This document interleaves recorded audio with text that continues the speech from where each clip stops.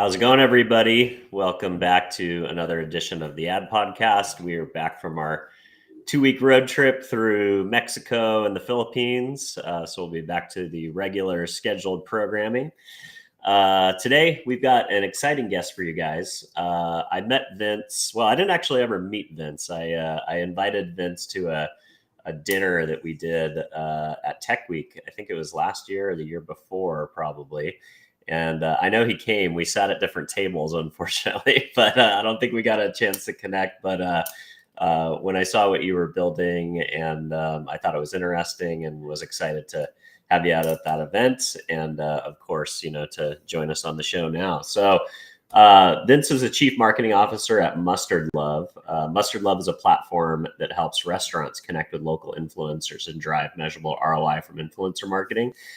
He brings a lot of experience to the space, data-driven marketing and performance strategy, shaped by roles spanning analytics, marketplace growth, and business outcomes, especially in the area of local businesses that are trying to navigate modern digital marketing. And he's been featured on other marketing podcasts like We Built This Brand, and discusses the evolving landscape of the influencer marketing world. So, Vince, thanks so much, man. Appreciate you coming on.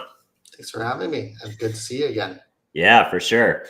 So, let's just kick it off with a little bit of an origin story. So, where'd you grow up? What'd you study? And how'd you get into the influencer marketing world? Oh, going all the way back. Well, I was originally from China. I came I came to the U.S. as an immigrant. My dad was doing his PhD, and so student here. And then my mom and I then came after when I was around 6 years old. To the U.S. in Cincinnati, grew up there for about 6 years, and then finally moved to the Bay Area for work. So started working in tech. My first job was really in marketing. One of the most interesting shows I saw was Mad Men, and I thought, okay, I kind of want to do what Mad Men was doing. Really cool. Amazing career in advertising, and little did I know. When I went into tech marketing, it has nothing to do with Mad Men. Yeah, those are the days, right? Pre-cell phone, pre-computer, where you could just get drunk all day and do phone calls. And I love Mad Men too. I've watched it a few times. If you ever want to see a great show that is also on the AMC network, that's very similar in tone and style of Mad Men, but it actually captures the .com era. Check out a show called Halt and Catch Fire. It's basically the Mad Men equivalent of the tech industry of the .com era. Awesome. I've seen it, and I've seen some of it. I didn't catch it all, but yeah, I would love to watch more episodes, since that's a good recommendation for me.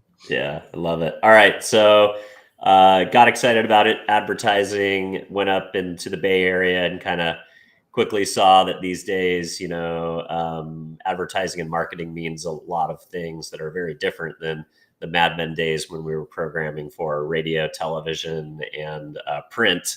So what kind of work did you do, and how is it different than what you anticipated, and what did you love about it and kept you in the space? Yeah, amazing. So my first job out of school was as an analyst for a company called Web Trends, and they were before even Google Analytics. I think they say they were the original web analytics platform, and so I was on the back end of that. We work with different clients, more of an agency model. I was looking at a lot of performance marketing of different clients, their metrics, and just really different from Mad Men, where it's more about relationships and this is how the creative should be and feel. We were very much about numbers, very Silicon Valley-ish. Every dollar you spend, we need to justify with a different ROI. It's dependent on the strategies that we take, and dependent on the ROI. That's how we retain our customers and attract new clients that way. And so my background was really into performance marketing. Performance side. Got it. Okay. And then what did you have experience with influencer marketing before you got into Mustard Love? I did not. I did work with PRs firms or the old age influencers before the before the social networks became big. And so I remember one of my first few companies was I worked with a tech company, and we were giving away products to reviewers, online reviewers Mm. for our motherboards and our memory cards and so forth. And I would have to do the manual follow up, say, hey, are you gonna review our products? How did we do? We can't really tell them what score we got, and when are you gonna post it? And I was responsible for the back and forth. So very manual. I understand the process, and then later on, on social platform, that's when you get these influencers that are up and coming, and you no longer need to work for a big conglomerate like PC Magazine or PC World way back when to get our reviews done. Yeah, that's interesting. So you guys were early days of like influencer marketing. I think we called it blogger outreach back then, where you're kind Yeah. of, looking for independent people who have built large audiences on their own websites. And then when social started popping off, some of these guys who could transition from the written word to the image based world or the video based world, made it. The rest of them, kind of ended up probably not becoming as influential as they were prior. And then, social kind of changed the game because people didn't want to leave the platforms. They wanted to stay inside of the social platforms. It was really hard to get people to click off and go to a blog, and kind of changed how influencer marketing was done. When did you start? Because you're also a founder of Mustard Love, right? Like you're Mhm. not just an employee.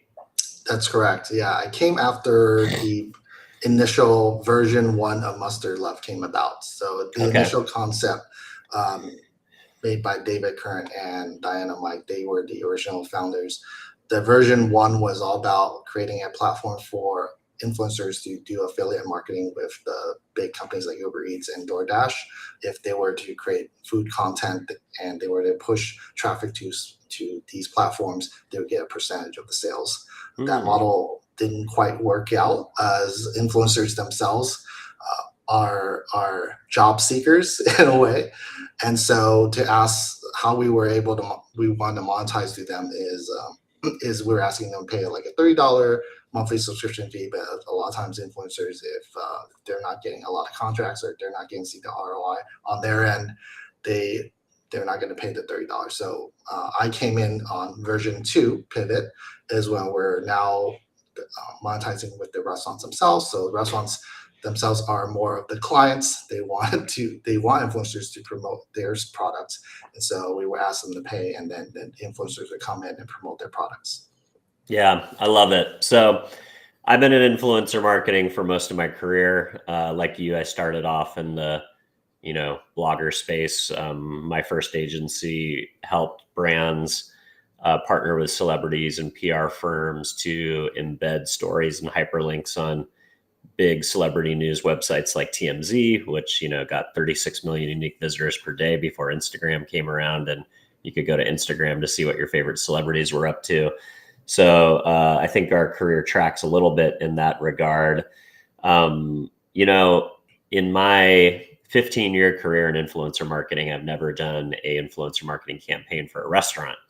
And that is true even of the larger chains. I never worked with, fast food companies. I never worked with restaurants that are franchises like Olive Garden or Red Lobster, ones that you kind of see like multiple locations. Never worked with a restaurant group that has 10 or 20 hot restaurants around town. Doesn't mean that influencer marketing wouldn't work for those guys. I think it just comes down to economies of scale. Like generally, a single restaurant or even a chain of restaurants may not have had the budget that would, be applicable to like a Nestle or a Volkswagen or a fashion brand.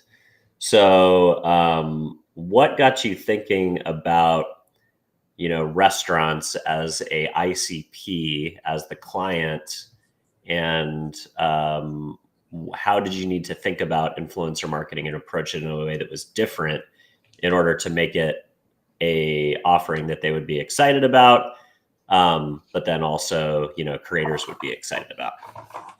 Yeah, I think a lot of it has to do with, like you said, economies of scale, and also the localized piece. So I'll go over to the economies of scale. A lot of days, the the cost of creating a piece of content back then was a lot higher, right? You needed a full group village of people to film. Nowadays, anyone with a cell phone, an iPhone, can go into anywhere and make a full 30-second piece of content quite easily. So when we saw that as the technology has evolved to this modern day, someone with under $100 can produce a piece of content. The other side is really where we fit in. The enterprise side, we saw tons of competitors. I mean, Creator IQ and all these Upfluence have been around for many, many years, and they've mainly focused on enterprise, the big brands, as you said. But like any marketplaces, it generally tends to focus on the really big pieces of the pie, and then it starts to go down. So similar to how Amazon was able to attack the long tail. So we saw it as, okay, well, instead of us attacking the big brands and the big pieces of pie, let's go at the long tail, which is the underserved markets of the mom and pop shops and the smaller chains. And why did we decide on restaurants? It's mainly because not a lot of people notice, but everyone eats. It's $1 trillion industry. Yeah, it's the restaurant industry is actually, the food industry is bigger than the cab industry. So when you think of it, people eat more than they travel. Yep. And so it's $1 trillion industry. It's highly segmented. It's all over the place. And influencer marketing is one of the fastest growing forms of marketing.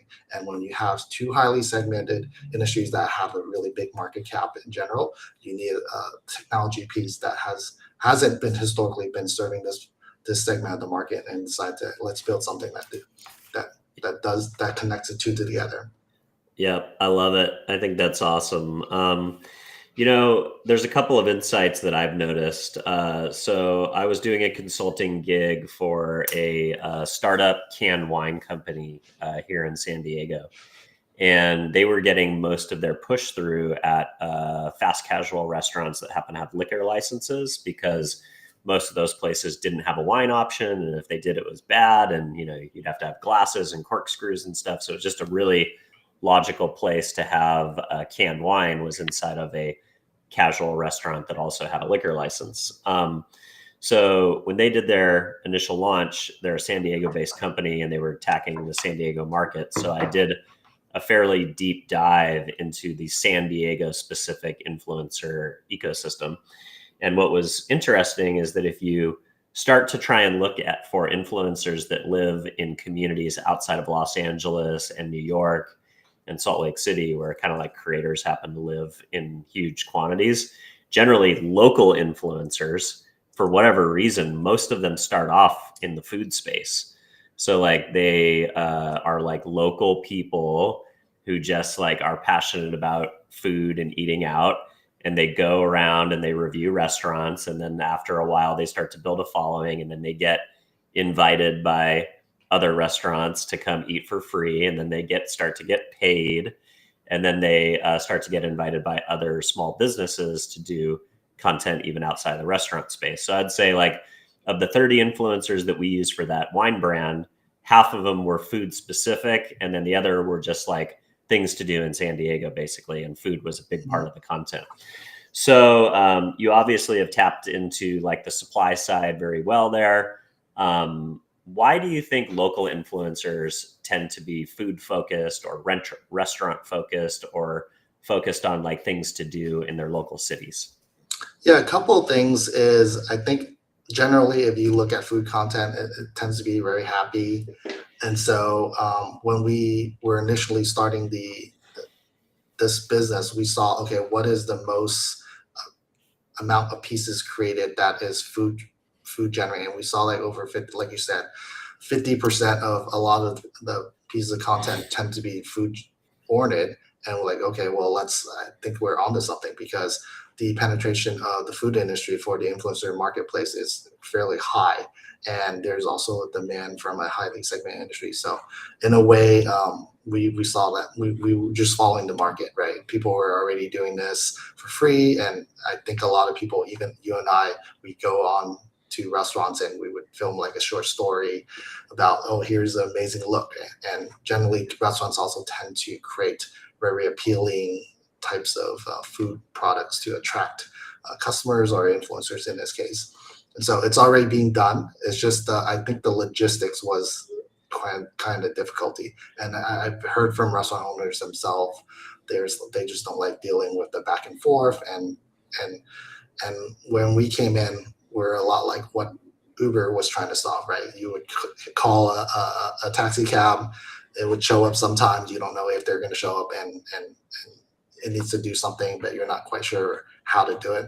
So in a way, we were kind of professionalizing the local influencer space that way, where we're setting up the process, we're making sure the influencers know what the expectations are, and then ahead of time, what the expectations from the restaurants are. I love that. Yep. So you're basically kind of creating an ecosystem, taking something that's happening naturally out there in the landscape, either organically, and just creating processes and metrics and workflows and accountability and measurement and all the things that, kind of unsophisticated marketplaces need to adapt in order to drive value across the ecosystem. So, all right, I love that. So let's talk about the demand side, because I think that's also an important component, right? So finding the creators are somewhat easy. And like you said, you can recruit creators to platforms pretty easily as well.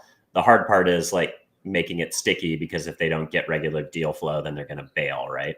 So sounds like you figured out the supply side. Demand side is also interesting in the SMB, and especially the restaurant space. I don't know, I'd be excited to hear about your guys' process, because I've done some consulting in SMB, back in the day when, like Groupon was exploding. There was a lot of like localized Groupon companies kind of popping up to try and like grab market share, like within their community, or compete with Groupon from a local level. So I did one for the San Fernando Valley. And one of the things that I noticed is like, when you go on platforms like Apollo, you can find the buyer profile for big companies a lot easier than you can for small companies. Small companies, sometimes the owners are, like you said, like they're first generation immigrants. They don't, have a LinkedIn profile or social. They're grinding, they're managing their business.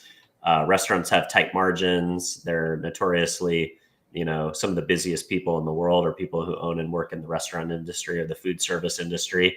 So how did you guys go about solving the demand side, and get restaurants onboarded into the platform? And did you find that a hard ICP to get and lure into a tech play?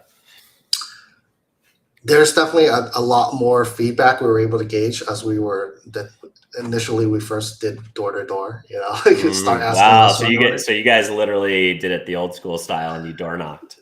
We door knocked. Yeah. So we did what Uber does, when they recruit drivers, they go to each localized market and they ask what the issues are, what is the value that we can bring if we were to bring something like this. And it's very manual at first. We acted like an agency, and we knew that for a small restaurant owner, they wouldn't be able to afford agency pricing. And that's why it's an untapped market when you think of it. So we got a lot of feedback from the local owners. I think the number one thing they always said was a lot of times it didn't work. The influencer marketing, they would come eat, or sometimes they'd even post. They would come eat for free, and nothing happened. And There was a lot of back and forth. And I think we've seen some of the cases where that has happened, even online, where influencers, or not so-called influencers, would come in and dine in and ditch. Yeah, it's kind of a bit of there's some fraud, let's call it, but then there's also just wannabe creators that aren't really even creators, that are just kind of glimming off the system, so to speak. Yeah, there's always going to be back actors, and so they've been burned before. And generally, if you've been burned before, you're not, as a small restaurant owner, you're not going to want to continue doing it, or you have some sort of angst against the influencer marketing space.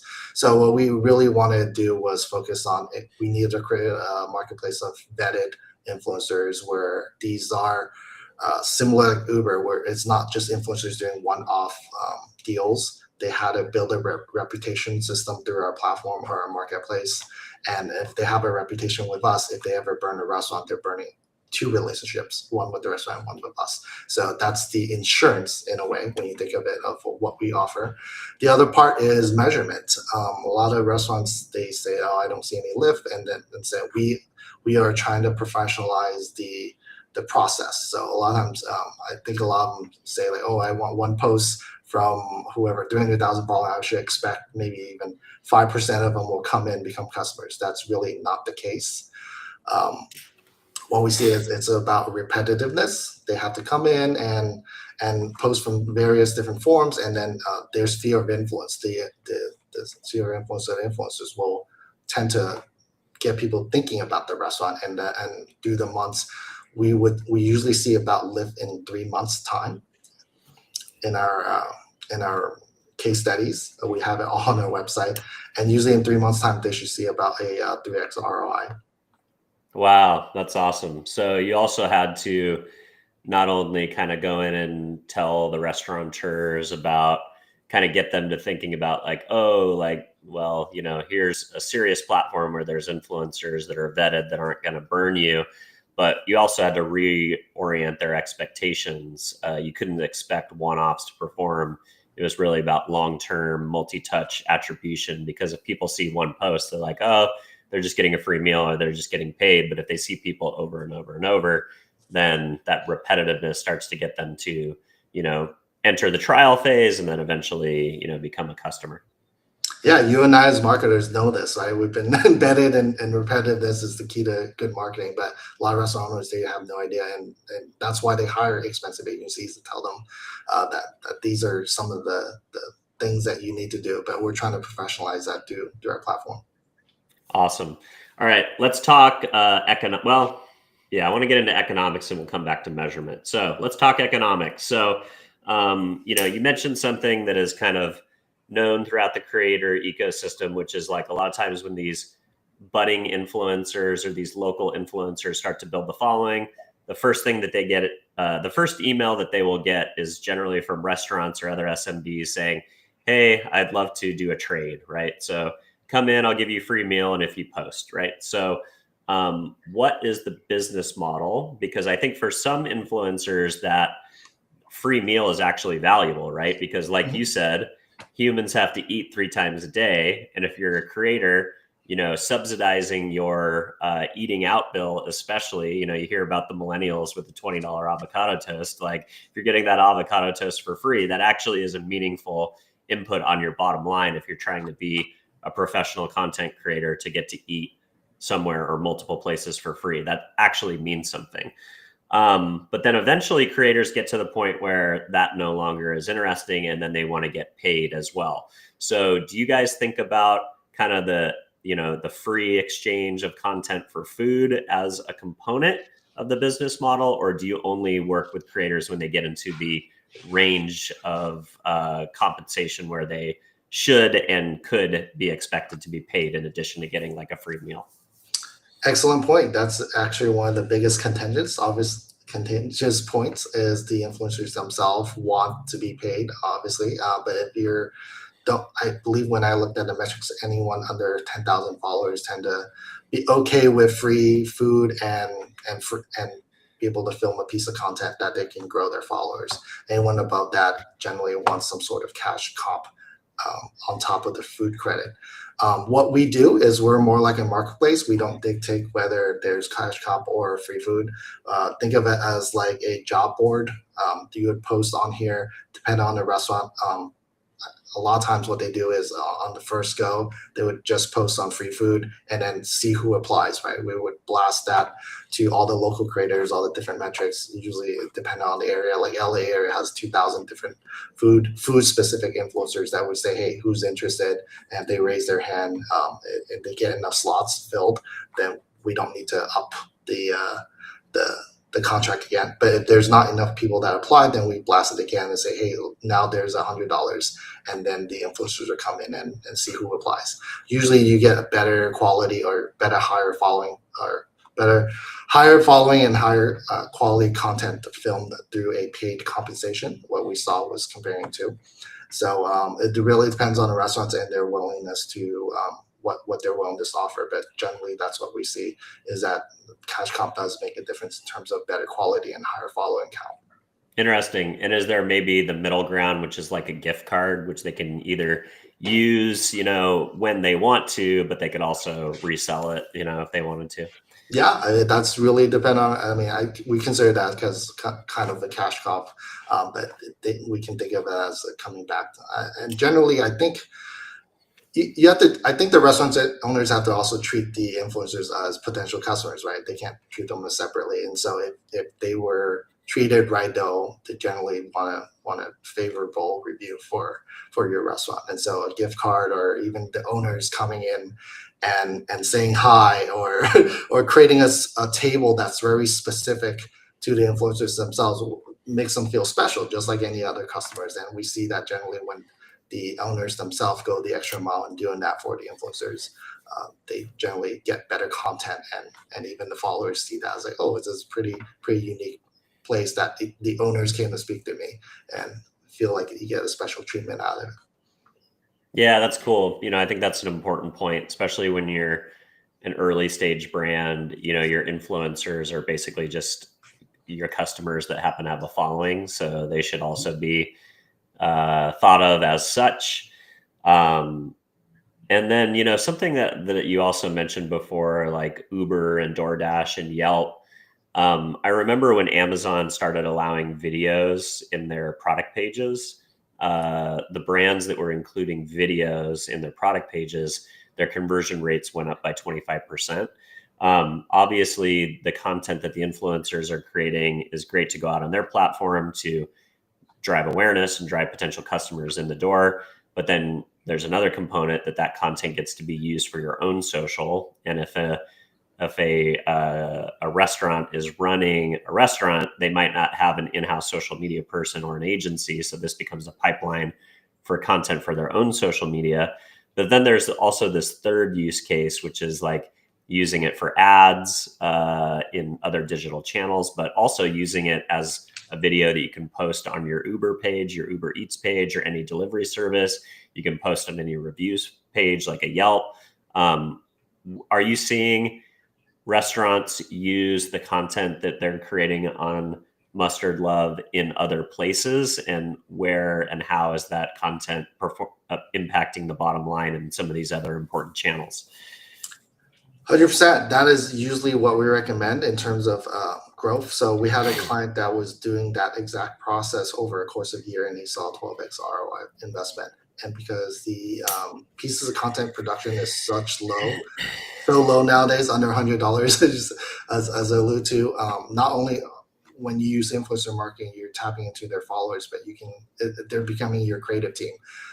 And if you get so many pieces of content, back to the why one piece versus multiple piece, when you have multiple pieces of content and multiple influencers coming in, some people have different shots or they have a different take on the way they present the material. And as a restaurant, you can use some of the content, given that you've paid for the right, to snip a lot of those pieces of content together to create one great, amazing ad that's more authentic and engaging than any ad agency can do for you. And so that's what we see the most successful ones do, is that they would stitch together these amazing, authentic contents and that have different shots of different products, or maybe like different areas of the restaurants, and produce these amazing ads that you can never do elsewhere. I love that. All right, we're going to return to the measurement discussion. So you brought up an important point, is that, restaurants are sometimes hard to measure impact because there's a few different KPIs you could look at, right? There's probably 3. You could look at foot traffic. So partnering with like some kind of localized, platform that helps you measure like, people that walk in the door. The second is tapping into point of sale data somehow. So being able to say like somebody who's exposed to the creative and then they come in and swipe their credit card on the restaurant. The third that seems the most obvious and easy to track is delivery services, right? Because it's like a click. You can track the click and integrate with an SDK or something with one of these third-party platforms if they let you. But those are the ones that are obvious to me. How have you guys gone about addressing the measurement question, and how's it going, and how specific can you get down to drilling ROI and proving that 3x value? Yeah, as a performance marketer, we can only use what data we're given to make the best assumptions for ROI lift. So I guess we'll go back to the most commonly used case, which is an unsophisticated restaurant will not do a lot of integration. They would generally just take what we see, what we give them, and generally that's what's readily available on social. So what you see is comments, likes, shares, so forth. And so I would say like 90% of the mom and pop shops do that. We would say our main point of ROI is looking at engagement in this case. It's a very low price. We offer $2.99 for 3 influencers, and we offer the engagement. And we would pick the influencers with the best engagement, so not the highest followers. So with an influencer that has a 2% engagement versus a high follower with a 0.0%, 4.5% engagement, we generally pick about the average of 2% engagement, and we'll say, hey, this is a pretty good engagement. For our next step is we have a some of them multi-chains. They tend to want to be more sophisticated. They would have like open table or some booking systems that are involved. We will look at that. If we were to push traffic and bookings to that, or like a specific VIP code that we give the influencers and they mentioned it, we can see how many people do the code through the booking system, and we see the lift through there. And then the really sophisticated ones will tap into their POS systems, and then we see like, oh, what did your sales go up from previously to now when you did all this influencer? So we've done all three, and we generally see that you just have to give it time, but we generally see that the lift is there. I love it. So it sounds like you guys are thinking about it in a very sophisticated way. It also depends on the sophistication of the client. So you guys are set up for all 3 measurement channels, but the client has to have the tools and or the willingness to help work with you and integrate. And the investment, right? And the investment. Yeah. Yep. Okay. Got it. That sounds cool. All right. So we talked about the recruitment of restaurants, and I do want to come back to that, but I want to talk about creator recruitment because, my experience of working with that canned wine brand, I'll just say who it was because I'm still technically an advisor for them. Los Cuernos in San Diego, fast growing canned wine brand, great canned wine in a can, having amazing success and pull through restaurants. One of the things that we noticed was it was harder to find these creators on traditional platforms. So what I did is I would just go on the platforms themselves, type in San Diego, and just like doom scroll on TikTok and Instagram and YouTube. And that actually, we did a pretty good job, and we recruited over 30 creators for that campaign doing that, but it was very time intensive and manual and like sending emails and DMs from, my phone basically. So how do you guys go about creator recruitment? And I want to say, if it is email, DM, or text related, is it harder to recruit creators because like there's just so much spam these days? So how do you recruit creators, and what are some of the challenges that come along with that? Yeah, so we treat it as how the job boards are successful. You need to give a creator a reason to apply, and so just DMing them and saying, hey, are you interested, is also very manually, as you've done.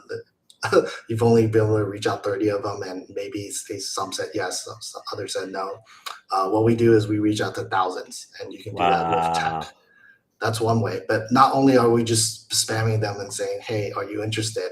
We actually give every single, I would say, job description there is of what this contract entails. It's like, here's the food credit, here's what the restaurant expects, Are you interested? We do go through those 3 different types of channels that you said: email, DMs, and text, whatever's readily available online, and we reach out, do the outreach that way. But generally, we get better response when there's already a job available versus, is there going to be a job? Are you interested in joining our platform? And so when we reach out to 1,000, say these are real jobs that are already signed up with us. Are you interested in coming? And we see the apply rate is generally pretty high, and that's a lot more efficient than DMing one at a time, only the 30 that you want to work with versus the thousands and whoever's interested. Then you vet the 100 that applied and say, okay, it's kind of like a recruiter. You look at it, it's like, okay, out of the 100, who do you want to shortlist? Yeah, that's crazy. I think you brought up a really important point, and I think brands, especially SMBs who are listening, maybe should, and platforms specifically, should take this to heart. It's better to wait to reach out to creators until you have something to offer, right? Like Yes. if you're just reaching out and being like, "Hey, I'm a platform, sign up." Like we've seen, back in the heyday, I got like 100 of those emails a day on the management side. But if somebody reached out and they said, "Hey, I have an opportunity for you. Here's the details, but in order to receive the opportunity, you have to click through to the platform and sign up." As a manager, I would probably do that, or as a creator, I would probably do that more often if I had something, if there was an immediate opportunity to get something out of signing up. So I think that's really smart that you guys kind of wait until you have an opportunity to seed out to creators before you initiate the recruitment process. So that's pretty interesting. All right, I want to revisit the restaurants part of it. So we already talked about some of the challenges with recruiting restaurants, and you talked about the early days of door knocking. As you're scaling, how do you have to build a localized sales team that's door knocking, or once you scale, is it easier to recruit restaurants through, I guess, more traditional marketing channels? We no longer door knock. Unfortunately, it's I think initially we door knock when we wanted feedback as to how to build a product, and then once we have the process down, we just scale it using technology nowadays. And so how we go from market to markets, I think nowadays all the influencer profiles are already out there. It's identifying the localized restaurants. So we would go to each market, see who, like, I mean, nowadays, if you're not on Google Maps or or any of those platforms, I don't think you're a legitimate restaurant at this point. Good point. You're probably Ghost Kitchen. Yeah, chances are if they don't have a decent digital presence, they're probably not the right customer for you anyways, right? Exactly. They wouldn't know about influencer marketing or any of these digital platforms. So generally, we just go online and look for them, and then we would approach them through ads or just email marketing is another form function. And we say, hey, look, we have thousands of creators that are in your area and that are very focused on, I don't know, if it's like a Chinese restaurant, Chinese food, and looking at their previous content, they've already reviewed some of these the restaurant down the street that way. And then we reach out and say, these are legitimate case studies that we've done in the past, and generally that's how we market to these restaurants. And when they see it, they say, okay, we'll give you a shot. I would say 80% of the time they go for the lower price plan because they didn't want to they want to see how it goes first. But we're changing a couple of things. We're trying to lower the barrier of entry now. We're creating it's still in the works right now. We're trying to do a self-service platform where entirely we don't need any people involved. And then also as our next iteration, we're going to introduce a free trial, because I think that's a lot of hurdle, is that if they're going to commit to a monetary value, they want to see results, but we're going to let them try it as a free trial and play around with it, say we're a legitimate company, and once they try it, well, right now as we're testing, we see that they generally want to continue because they see the value and we're not like a scam. There are a lot of scam companies out there. Yeah, no, I think that's a great point. I mean, on one hand, you have the ability to, I love that idea of like, when you're reaching out, you're not just saying like, hey, we're a platform, or hey, we have, these opportunities, but you're like, hey, we have these specific creators who are interested in this specific style of restaurant. Because as we know, some restaurant creators are niche, right? They only review barbecue places, or they only review, they only review, a certain style of food. And then you also have that social proof of like, hey, and did you know we've already reviewed these other restaurants in your area? So then it creates some of that FOMO as well. Mm-hmm. Okay, that's really interesting. So you just brought up something that I think is an important point, which is creator specificity, right? Like, so I'll bring back that canned wine company, Los Cuernos, again. When I sometimes would search for keyword San Diego, I would find 80% creators that were based in San Diego. But every once in a while, I would find a creator who happened to be visiting the market. They were not from San Diego. They were from Charlotte, North Carolina, but they had created a San Diego piece of content that happened to catch the algorithm and was doing well. That was a food review for like a localized, like a creator who had visited the market. So do you have an offering for creators when they travel, like when they can like reach out to restaurants and let them know that they're in town for like a specific period of time? And two, like, do you have an offering for creators that are essentially their food content working with restaurants is not about them staying in their home market. It's about them going to 50 cities a year and trying restaurants in different communities and different neighborhoods and different places because they're creating barbecue content or, like you said, like Chinese food content. Are you thinking about those two things, like recruiting creators that happen to be traveling while they're in market? And then the second thing is like the creators that specifically their content is about traveling to multiple cities per year, reviewing a specific type of restaurant. We do. So similar to how Uber works, we have an app. So on the influencer side, they would download the app and they can see exactly as they're traveling or moving around with location access. They can see all the different types of contracts that are around their vicinity. And so I actually even know like influencers I met here in LA. She was asking me a couple of questions like, hey, when am I going to get paid? What does the process look like? And she did it in Dallas. So I looked at it. I was like, oh, wow, you actually did the content in Dallas. And so it also proves that this using the app works. She's originally from LA. I think she was traveling in Dallas. I didn't get too much into the details, but she applied for a contract over there, did a piece of content, and then 2 days ago on Sunday, or 2 days ago on Sunday, she did another piece of content here in LA for a Lady Bird Cafe. And so it works. Just where you are, you just got to download the app, set it up, and I asked her, trying to get feedback. I was like, what are your feedback? She's like, this is the easiest thing I've ever used. I could go anywhere, find all the contracts around me, and if I'm interested, apply. And what's great about it is it's also up to the restaurant to decide whether they want this type of influencers or not, because you're applying. It's not guaranteed booking.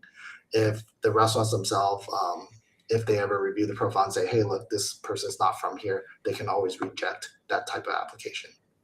Got it. All right. On both sides. That's exciting. Okay, another thing you talked about is launching markets. So, whenever you're designing a two-sided marketplace, supply and demand, you have to like think about critical mass. So, is that the case? Like, do you guys have to like launch like, obviously you guys are based in LA. We've talked about LA. That's a big market for you. We've talked about Dallas. Do you guys go market by market, or are you able to go like nationally all at once and see where the demand is? How do you juggle the supply and demand side of the equation? Yeah, the marketplace is quite unique. I think in order for our app to work, there needs to be a significant amount of influencers, or the city has to be big enough where it supports influencer marketing. So if there's, say, you're in in a small city where there's only 2 influencers, they're very likely don't need our platform to do the outreach. They'll just reach out to the influencers themselves. There's just no critical mass. So, but generally where we are right now is we're across all the major cities in the US, Canada, and in London at this point. So every single city you can think of, we're there at this point, unless you're talking about like some small city that I've never heard of. Got it. Okay. So basically, as long as it's a decent sized city and there's more than 10 creators, Yeah, must yeah, remove it we have all. a minimum of 30 creators per within a 30-mile radius. That's how Got we it. see it. Okay. Awesome. That's awesome. All right. So we talked about launching a market. All right.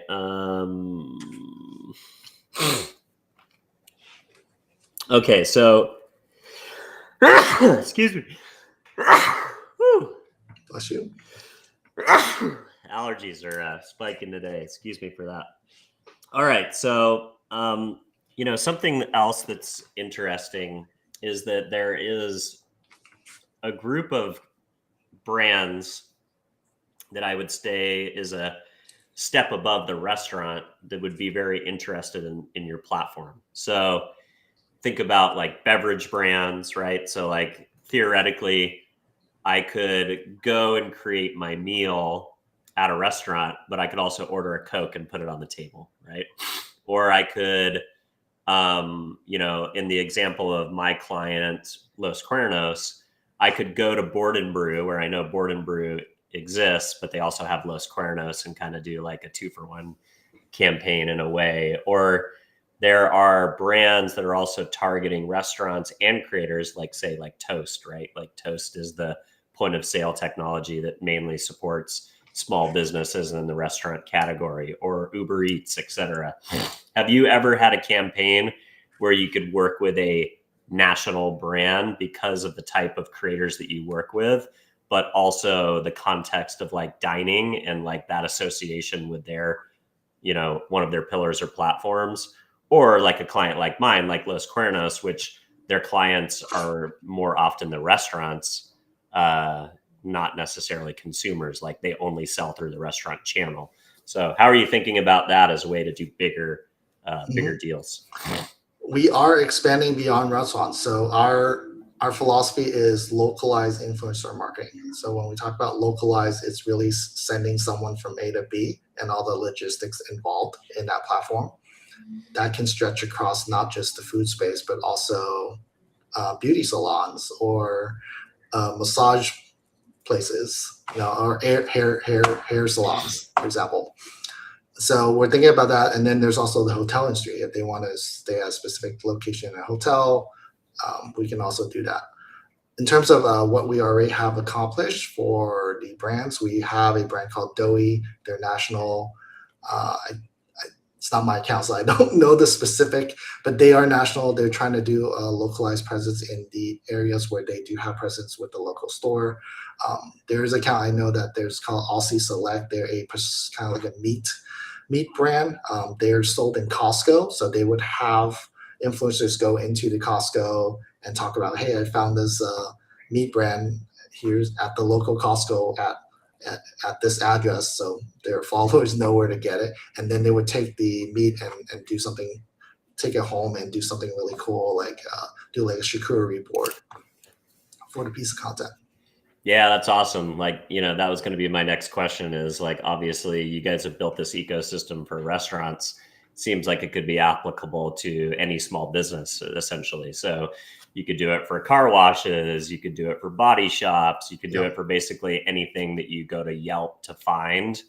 But then you also talked about like, how do you start going into like the travel ecosystem of like hotels and tours?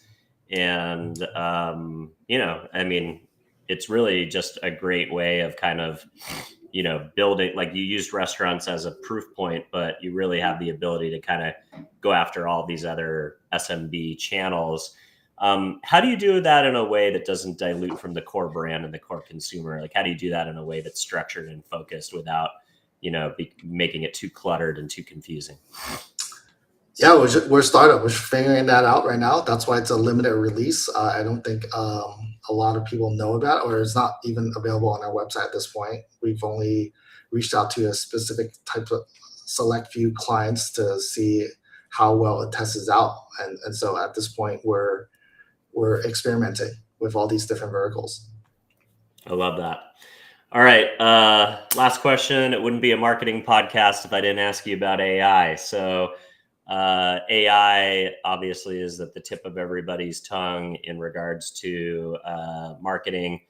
What I'm most interested these days in is not the fluff of AI, but how AI is actually applicably helping marketers do their jobs better and more effectively. So, in that case, what is the specific use case of AI that has been a game changer for you in either the way that you recruit creators, manage the workflow, manage results and analytics, figure out what markets to launch next? Like, what is the best, most practical use case of AI and how it has changed your guys' business as a marketer?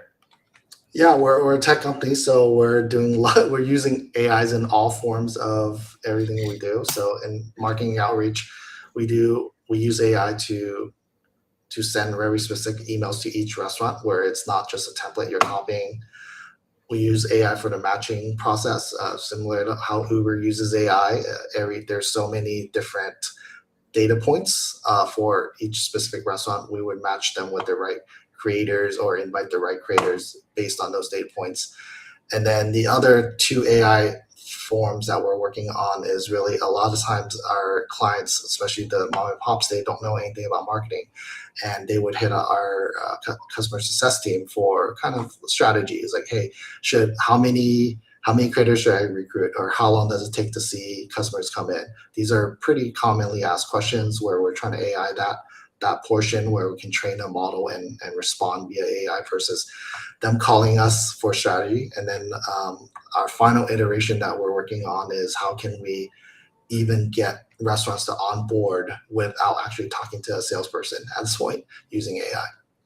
Wow, that's awesome, man. Well, it sounds like you guys are thinking of AI in very specific, practical ways that will either shorten the amount of time that it takes to get a client onboarded, potentially eliminate onboarding CS or even salespeople altogether, but definitely on the decreasing the amount of customer service time on the account side that it takes to communicate back and forth and educate, somebody who's maybe not as a sophisticated marketer as some of the ones that the audience, might be tuning in, think about. So, well, Vince, fascinating. I'm super excited that you and I have got to interact a few times in the digital world, and I'm glad to finally get you on the show to learn more about Mustard Love as a career influencer marketing executive, thinking about how to break into the restaurant space, but specifically the SMB space has always been top of mind. And it sounds like you guys are doing a great job really operationalizing that and figuring it out. So congratulations on all the success that you've had so far.